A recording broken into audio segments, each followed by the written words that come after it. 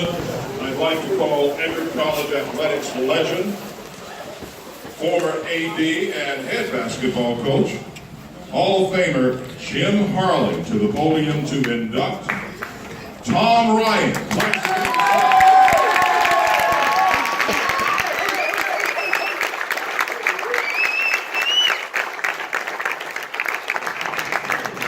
Any field is no easy task. It takes a special breed of individual to be able to pull it off, and few individuals are as special as Tom Ryan. After a 4-year playing career under fellow Hall of Famer Jim Harley, Ryan served as Harley's assistant until 1995, when the keys to the Triton men's program were placed in Ryan's hands. Not too many people know, but I was here in Tom's very first class during his first 2 years of coaching, and it was very evident then that he was special. You could tell very early on in his career how passionate he was about teaching the game, how passionate he was about winning, and that had an immediate ripple effect to everyone in the gym, his players, his coaching staff, his managers. You knew when you stepped in the gym that he was going to get the best out of you. No coach in Edgar history, in any sport, has produced consistent success like Tom Ryan with multiple championships, awards, and trips to the national tournament. If you just walk in the gym, his accomplishments are so impressive. He's got banners from wall to wall. He's been to 11 NCAA tournaments. He's been Coach of the Year several times. All the things that we as young coaches aspire to be, he's achieved. And he's done it with just such great class. Ryan had the honor of filling the shoes of Coach Jim Harley, a man who helped mold Triton athletics into what it has become today. And Harley's mentorship certainly had its influence on Ryan's style and approach to leading the program. The one unique thing about Tom that I think we all benefit from is he had a very special relationship with his coach Jim Harley, who's also a Hall of Famer here. And it's very evident in his style. Tom is very much a player's coach, and Tom is very close to Jim Harley. And you can see that he's carried that forward, and that's really kind of neat to see. It's hard to find someone more invested in the success of not just Deckard Athletics, but the college as a whole than Tom Ryan. Whether serving as an ambassador in the community, giving advice to fellow coaches, or even putting away chairs after coaching a game in the MacArthur Center, Ryan does whatever he can to make things better for those around him. I know we call him Tommy Triton, almost jokingly, but he really is. He's the person you go to when your back's against the wall and you haven't quite figured it out yourself, and you can run a scenario by him, and it seems like he's seen it before, and he's experienced it before, and he's able to call on those experiences to give you some really good advice. What was special about Tom when I played in 1998 is still what is uniquely special about him today, and that is he really invests in his players, he cares greatly for them, and he builds such a strong level of trust that players will work as hard as they can for him. And in my opinion, he's gotten the most out of his teams over the years and most out of his players over the years for that reason. Tom, I know I speak on behalf of the entire athletic staff when I say thank you for everything you do for the program and all the time, energy, and effort you put in for all of us. So congratulations on being an inductee this year. Bill Matthews, congratulations as well. You're two of our finest.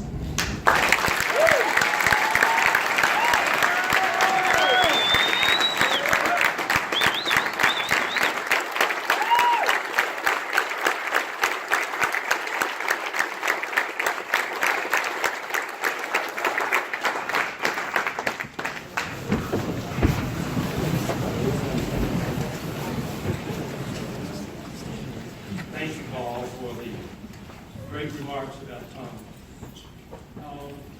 Congratulations, Coach Matthews. I don't know how a man with a size 9 cat will say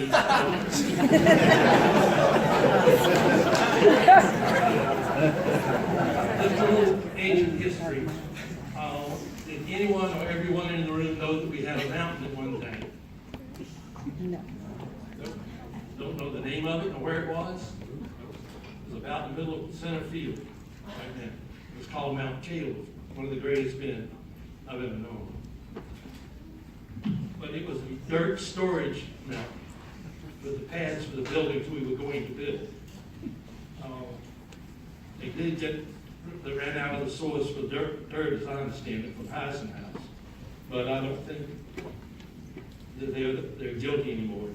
There was also a three-hole golf course with 9 tee boxes. You know where that was? Where all the sports events are taking place now.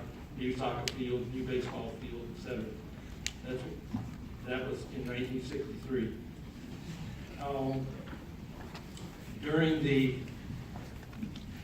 I also was fascinated by the new bus. Mercedes-Benz. I went down to look at it. And as I sat in the vehicle, some lady pulled up and said she had 2 poodles and a Jack Russell. I said, I don't think we're in the bedroom yet.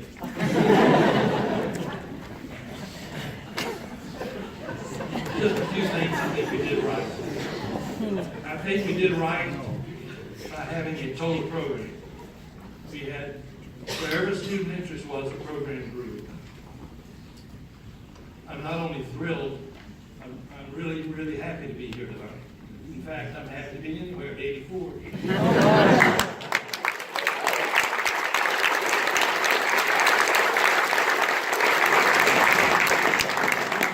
Right by having a total program and following that success is really something to watch. Also, I think we were right to integrate Florida college sports in 1965, even if it's 200 years late. I think we were right in going into the NCAA rather than the NAIA. I think we were right to have a real emphasis on the water sports and the outdoors and the sailing team and the outdoor programs around it. Coach Ryan and I took a fishing trip down to Boca Grande. We tried to do one day a year. We tried to slip out and go fishing or go play golf or something. And I had never caught a snook. And I finally catch a snook that was really thrilling to me. I had a 19-foot open fishing boat. And as I'm reeling in the fish, Coach Ryan runs from the back of the boat, full speed up to the front, grabs the net, comes back, knocks all the rods out of the center console. My snook was hit, knocked at least 10 or 12 feet into the main road. And he says to me, looks like you lost your coach.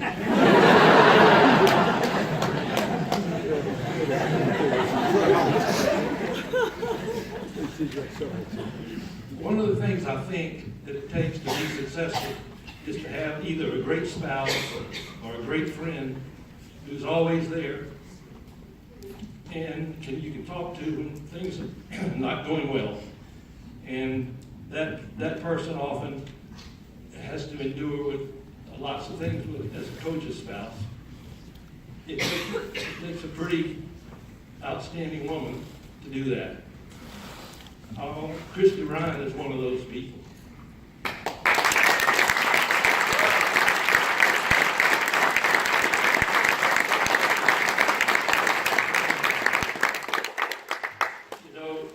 Most of you don't know this, but he has enormous ability to hear from one end of the building to the other, or from one end of the building. And when she goes on scouting trips to scout the team, she can tell what's happening in the other huddle, and I can't hear the whistle blow.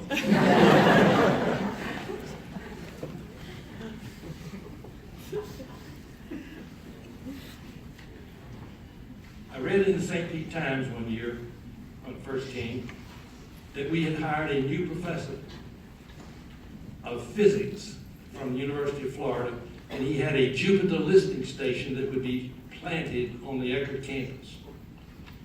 Not too many days after that, I got a call from the Dean of Faculty who said, Jim, would you read for me or tell me what the purpose of the Intercollegiate Athletic Committee is, well, knowing that he had written it. I said, well, it's to give surveillance to the program to see that it plays by the rules, follows the mission of the college, and he said, well, I think I should tell you that I'm appointing to your committee Professor Wilbur Block, and he has the ability for discovering unusual happenings all the way to Jupiter. Just a quick personal note, I'm now living in a small Georgia town Soperton, Georgia. And we have family there, and it's been kind of a nice move, although we had the physical problems for the last year. But I want you to know I don't have a truck, and a dog box, and a whip antenna. I do, however, see lots of Phelan McCain stickers.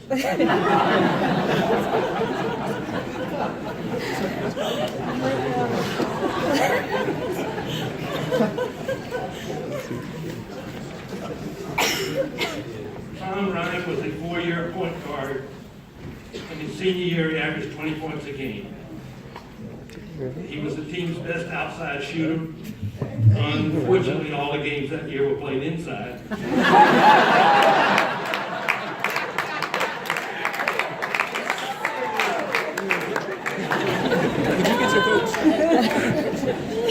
it is an amazing accomplishment what he's done.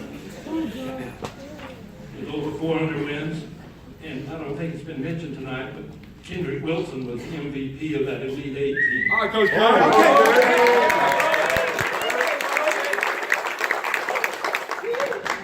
Dwayne Perry is cheering loudly, so his name gets called as well. I know all you wives, Dwayne, so be careful.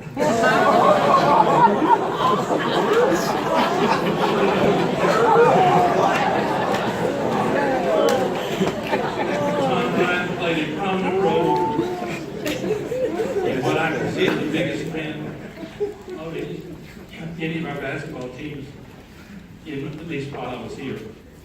We played at UNC Charlotte in the Coliseum at Charlotte, played in front of about 8,000 people. With a minute to play, Tom intercepts a pass, lays it up for 2 points, gives us a 2-point lead with a minute to play. Inbounds came the ball. He steals the ball, makes a pass to a teammate, puts us up 4. He was the ultimate team player. I don't know about his golf game, but we were playing one day at Lakewood, and I lost my pitching wedge. And he suggested I write a note and put it in the storage room in case somebody turned it in, put the telephone number there. So I went by the next day to check on it, and there was a note on it that said, "I've seen you play, I don't think you will need it." So I want to say congratulations to Tom Ryan. He is my coach of the year every year.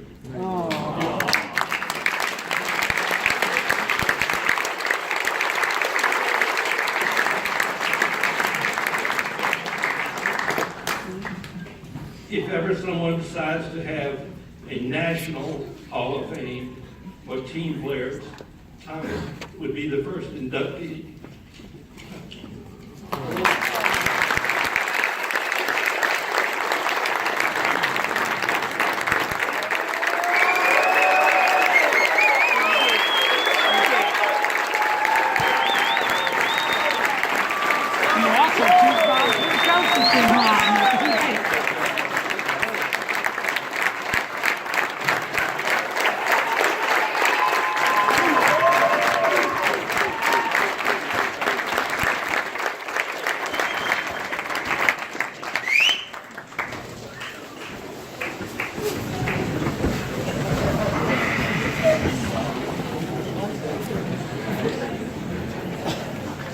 Not sure where to start after that.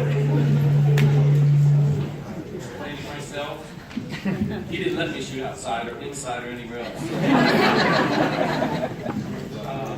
First, I want to congratulate everybody in the room, all the athletes.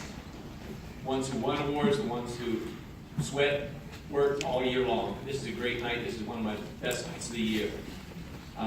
Need to thank Jim Anarelli, President Eastman, for all their support they've given us over the years. And a special thanks to Bob Kurtosis. The last 14 years have been great. Your leadership has been outstanding, and we will miss you.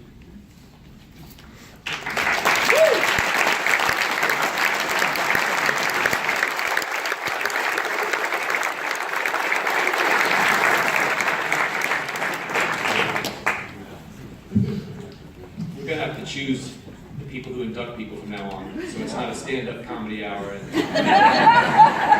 Charlie had a lot of better stories he could have used, and I'm glad he stayed with the ones he. There's lots of people that make things like this happen. I want to congratulate Bill Matthews. Met him in 1983, my first days on campus. He was coaching the Canterbury high school team then. Let me scrimmage against his team, and I got to play the guy on the other team who shot the ball all the time, which has never happened to me. It was very good. I couldn't have picked a better person to go in the Hall of Fame with. It's a great honor. Thank you.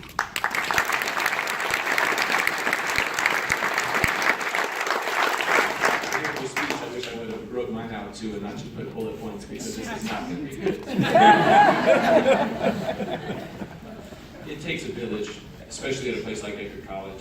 Everybody pitching in to get things done, especially in our athletic club. I've seen us come a long way. Our team this year took the motto of try, so they're all pitching in to make sure things happen. And that's the way I look at Edgar College, and that's the way I look at this award, because this couldn't happen by myself. I never averaged 20 points. Coach Harley would make it sound good or make his joke better, one or the other, but I love playing with my teammates. I love being at Edgar College. He did hit something right on the head, though. We know the saying that behind every great man is an even better woman.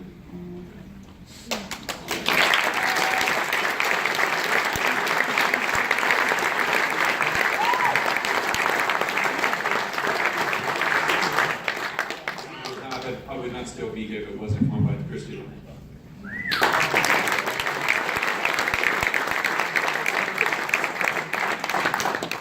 She's the one in the bad years that would tell me, keep head up, keep working, keep grinding, it'll be okay. And in years like last year, when it was so great and I was walking around pretty high, she'd say, you're not all that. That's the truth. My family, my kids, for all those days I came back from practice and yelled at you for no reason. Except Colton, he probably a lot like me, so anything when I had to yell at him, it was probably deserved.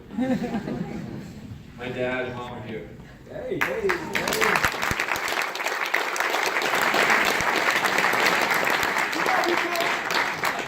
The first person who introduced me to basketball and the sports in general, all those sayings, there's no I in team, it's we, not me. I learned that at a young age, that there's no individual recognition without team success.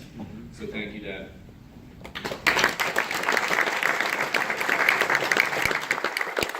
Mom, she's others-minded to a fault. She worries about everybody else and not herself, and she taught me that. She taught me how to be a servant leader. She helped me with my faith and my relationship with God, so I really appreciate that.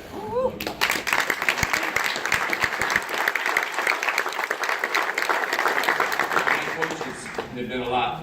Full-time coaches. Pat Miller was my first for 3 years. He's with Secret Service now. Brian Goluski is for 9 years is the head coach and athletic director at Greensboro College.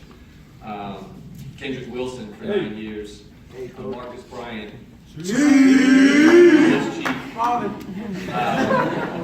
All the assistant coaches, those four got paid. All the assistant coaches that volunteer their time, and we make them work just as hard. Floyd Watkins is here. I saw Floyd out there somewhere. Ryan Halstead, Jeremy Schiller, Lateef Duncan, John Cabino now. The doctors that have kept the guys together. Dr. Ken Saris was here. I think he had to slip out, but Dr. Rick Lindholt is here. Dr. Hap Johnson and Dr. Joe Corella, taking care of all my guys for all the years. I really appreciate it. My teammates, there's some of them here. Dwayne Perry's an all-time leading scorer and rebounder in Edgar College history.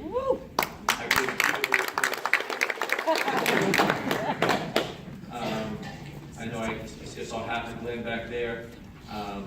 Matt Kilgore over here, who's a very, very good friend of mine and a very good friend of the program as well.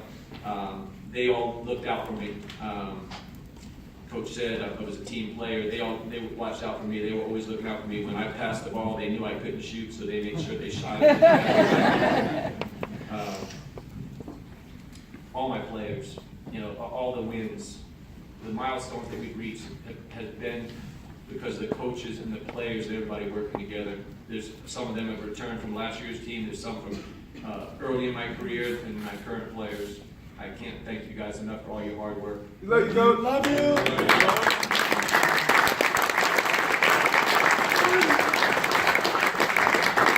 Everybody's motivated differently. Nobody can tell you how to be motivated, but I have two things that have driven me, and it's going to sound a little weird. First one is fear, and I don't mean like the paralyzing fear, and I wasn't worried about losing a game or getting hurt or this person was better than me. It's the fear that I would let somebody down. As a player, I prepared every day. I worked hard because I didn't want to let my teammates down. As an assistant coach, I busted my tail. I was always on the road. I was doing all the extra stuff because I didn't want to let Coach Harley down. As a head coach, I didn't sleep at night. The night before a game, I couldn't go to sleep because I didn't know, did I tell them everything? Are we ready? Did I let them down? I wasn't worried about the outcome. I knew how they were going to play if they were prepared. Did I do a good job? So the fear of, did I do everything in my power? Did I do everything to get them prepared? Working for Bob Fertosis in the athletic department when it came to fundraising, the fear that I let him down, which in turn would let all you guys down. That drove me. It still drives me. The other thing that motivates me is everybody in this room, all you young men and women, and what you do on a daily basis. I love watching it. I've seen every team this year either train or play, with the exception of golf. Obviously they're off-site, but Colin, I heard him every day at the soccer game, so I got to see him working, and I really appreciate his enthusiasm. And I love going to soccer games. I couldn't chant with him all the time because of some of the things they were doing, and I was a game administrator. But run excitement to the soccer game. I really do appreciate that. I think we need more of our teams pulling for each other, because if we're not doing it, we're not going to get the regular student body to come out there. So thanks for all the support we've got this year.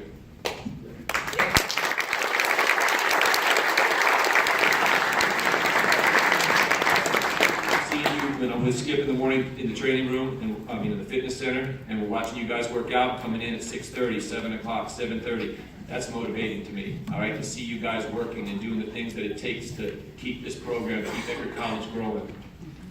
I was asked at an early age, coaching, when I was with Coach Harley, my goals, and I was probably a third or fourth year as an assistant coach, and I said, goals, I'm doing it.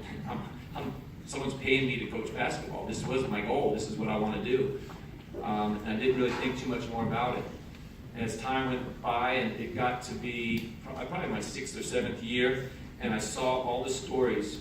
Coach Harley, we'd go to recruit up in Tallahassee, so we have 4 hours going each way. He would tell me the stories. He'd tell me about Harry Singletary, first African-American to graduate from Eckerd College, first African-American to play sports in the South.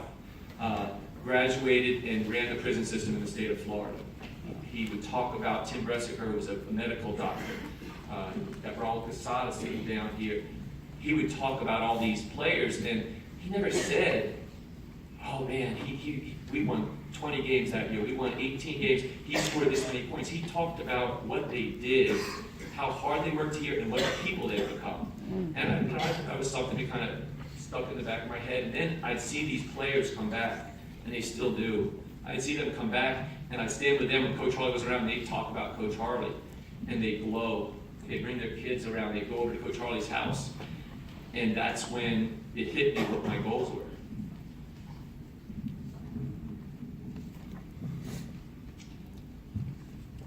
We got a lot of Coach Harley's ex-players. You guys stand up for 1 second for me. If you played for Coach Harley or worked for Coach Harley, please just stand up for a second.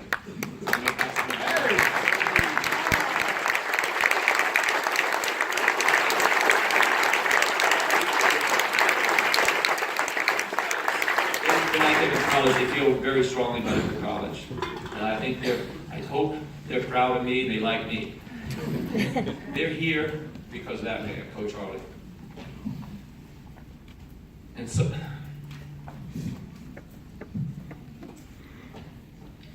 when I walk away from Eckerd College, or when they bury me behind the gym, or whatever's going to happen, I hope my student athletes these student athletes will look at me with the respect, admiration, and love that everybody looks at Coach Harley. That's my goal.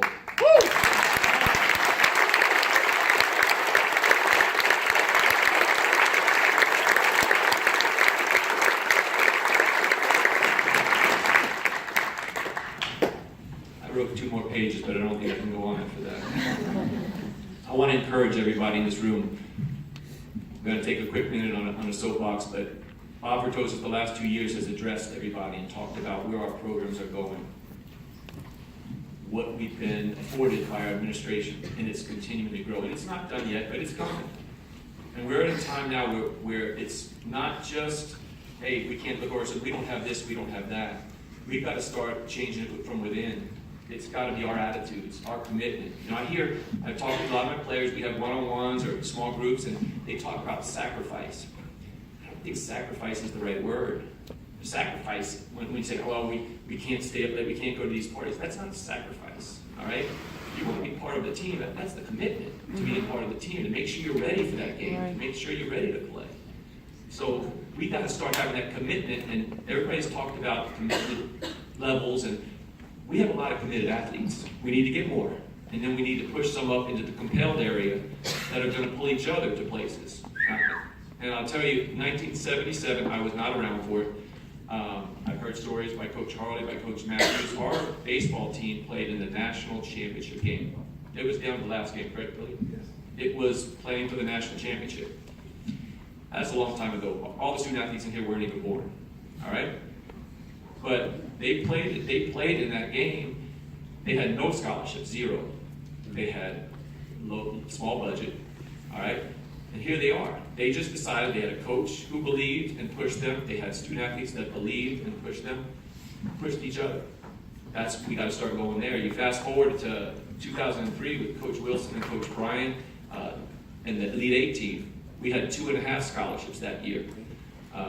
We had a young man on that team. He wasn't a young man. He was actually older than everybody else. He was almost my age. And he was driving. He saw something in the team, and he realized that we're not working hard enough. And I can remember it like it was yesterday, and coaches will remember it too, because they weren't coaches at the time. But I'm standing in the corner of the court, and we're running suicides at the end of practice to get our wind back and everything like that. And this young man saw everybody dogging it, and when we don't make the time, we run a game. Everybody knows what a suicide is. He ran the suicide. He always finished 1, 2, or 3, and he finished the first suicide and stopped right before the line. And all these guys acted like they were running hard, and then they run the last lap really hard trying to get there on time, and they don't make it. And he stood off the line as they're making it. He's standing out, and he waits for everybody to cross. And as the horn goes off, then he steps over the line. And I say, first time he did it, I said, "Oh, I don't know what's going on. We got to run that again." Lester didn't get it, and everybody says, "Why? What's going on?" So we run the second one. He does the same exact thing. He finished second or third, whatever it was. He gets there. He did it a third time, and I thought we were going to have a war in there, except nobody wanted to try Lester. Lester was his name. I don't think he's here tonight, but he did email me. He knew that his team was not working as hard as they needed to get to the level they wanted to. And he took it upon himself. He was compelled that he was going to bring it out of his teammates. And the next one, he turned, I didn't know what he was doing. Third one, I said, "What's going on?" He turned and yelled at his teammates. He said, "If you guys are ready to work, we can finish." Sure enough, the next time he runs through, he finishes first, the whole team finishes.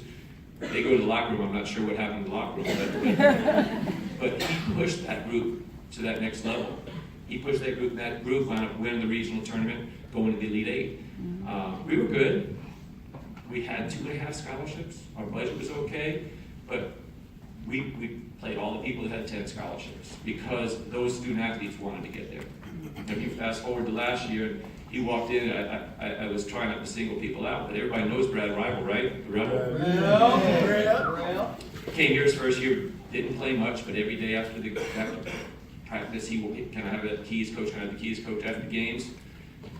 Well, that year wasn't so good. We had people not acting right, not taking care of their classroom stuff, but he kept pushing through. He was committed. We didn't have everybody committed, he was committed. Going into this next year, his senior year, he and Ray Donnell and the senior class right there decided that they don't want that kind of season anymore. And they went from committed to compelled to push their teammates to do the right things. And we win our first regular season and conference championship. We go to the national tournament. You know, all the success we had. Brad Rival pushed himself and pushed the team to get to there. You know, that's what we need. We know those type of athletes, those type of things happening. You know, I had the soccer, I'm supposed to say soccer lads, I think. I had the soccer lads come talk to me last year, and they're right. They're ready. They're going to do the same thing. They're going to push each other to get to that next level. The women's basketball team this year. The women's basketball team looked at us last year, and I hear from their coaches and heard from them, why not us? We can do that, why not us? And those young ladies came together, pushed themselves. It was a complete team effort. You know, they took care of everything on all aspects. They were great human beings. They were great basketball players. They have 12 people on their team. You know how many of them made the athletic director's honor roll? 12. Wow.